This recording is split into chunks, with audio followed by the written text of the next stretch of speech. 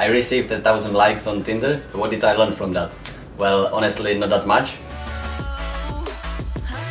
Hi, I'm Simon and I'm coming to you from the Manila city. After 4 months I finally made it back to Manila. It's been a crazy journey, and during the time I've been using Tinder on and off, and as I went the phone always gives the location, so Tinder shows my profile to a lot of people.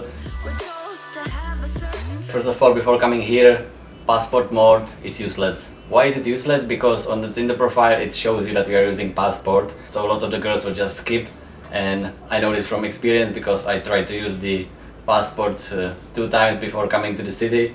I did get a few matches, but when I arrived and it showed like I'm only a few kilometers away, I got way more, so it's kind of waste of time. The first thing I learned is how to get to know the trans or scammers fast. I mean, this is kind of harsh topic and we could talk hours about this. If it's something you like, then of course go for it, but for me it's not. And what I found, even like asking the girl, hey, are you trans? It's first, it's rude, and secondly, it's not gonna give you the answer you want, because if she lies first, then it's gonna lie for the second time, so it's kind of useless. You have to use your brain and your experience to get to know what's the truth. And I could make another video just talking about this, but just the simple advice I will give you: if she looks too hot or too good, then she probably is, and you should move out. The third thing I learned is it's a numbers game and having a funnel works. You probably know the situation: you matched with this one beautiful girl, she doesn't look like scammer, she looks like a good woman, you would really like to meet her, so you stop messaging the others and give it like all attention and really hope you would get to a date and that is gonna be perfect, and yeah, then she stops replying. And I mean, I've been there so many times, and yeah, just until you meet them in person, take them like virtual people.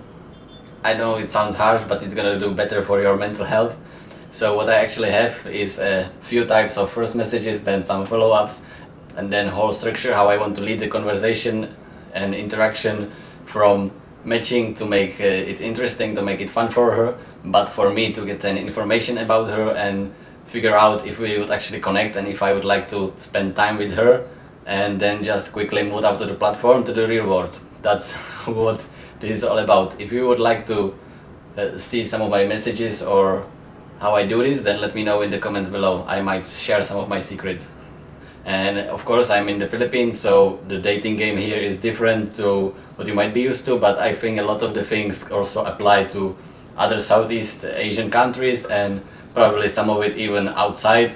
It is just like a quick test because the numbers are higher, so you can try things out and get the results faster than in the Western when you don't get that many likes. That's how I see it. So the fourth tip is plan your logistics ahead. This is one of the things that's gonna vary from the Western world the most, because don't really rely on the girl to make any decisions or any plans. I mean, you are in a new country, new city, you don't know anything, but still it's kind of your responsibility to choose the place and lead the date. What I like to do is first meet in a mall or a restaurant, not for a meal, just for a drink, or at the beach if it's possible, or mango shake if it's like more beach town.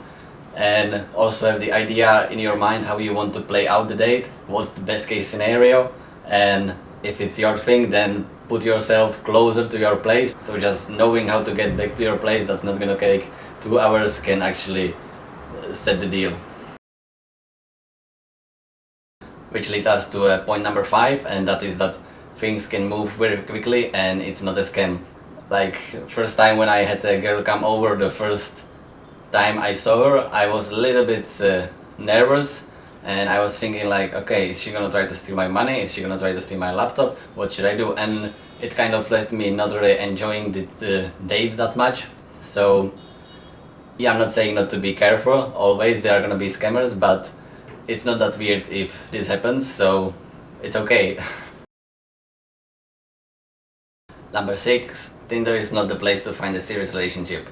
I mean, there is a lot of conversation going around about this, and I mean, you can find a good, honest woman, of course, but yeah, I just wouldn't choose this website for a serious long-term relationship. And if you are here for a longer time, you will have other options to meet girls, so I think you will find much better choices in the real world. And as the last tip is the spectrum of girls is wide. I mean, I don't like to generalize, but I kind of had to do because of the purpose of this video. But I mean, every girl is different, and you will meet anything from like the scammers, trans, and just transactional type of girls to the actually honest, good girls. And yeah, you never know. You never know. And also, what makes a big difference is the location. I mean, in Cebu City or Manila, there is gonna be a tons of people looking just to make quick money. But if you move to some like small towns, there's not gonna be that many people. You might have a hard time even getting a few matches.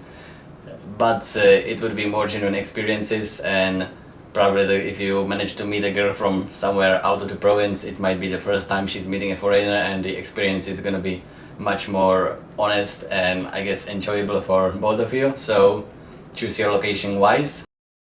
So these were my tips. I hope you learned something. Let me know if you agree with that or you would add something. So if you have other opinion, please leave it a comment below. I would like to read it and see your other experience. It's all just from my experience. I'm not saying I'm any dating coach or expert in anything. And if you would like me to make other video talking about how I take and how I choose my photos, what I write in my bio, and all the funnel I spoke about, the messages, and what's my structure, then yeah, say it in the comments and I might actually do it. So yeah, just see you on the road.